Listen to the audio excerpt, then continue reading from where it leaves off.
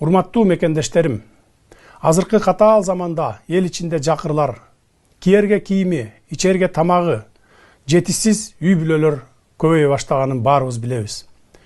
Бирок мен жерлерде шайлоочулар менен жолугушуулар учурунда абалыбыз биз ойлогондон да татаал экенин өз көзүм менен көрдүм.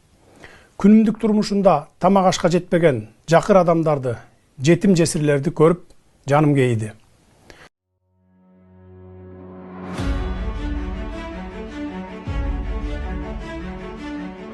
Социалдык тармактарга токтоло турган болсом, социалдык контракт долбоорлорубуздун элибизге оң таасирин тийгизип жатканына күбөбүз. Ушул жылы 10 000 үй бүлөгө 100 000 сомдон көмөк бердик. Эмдиги жылы 20 000 үй бүлөгө көмөк беребиз деп турабыз. Мындай кадамдарыбыз менен жакырчылыкты жоюуга багыт алдык десем жаңылышпайм.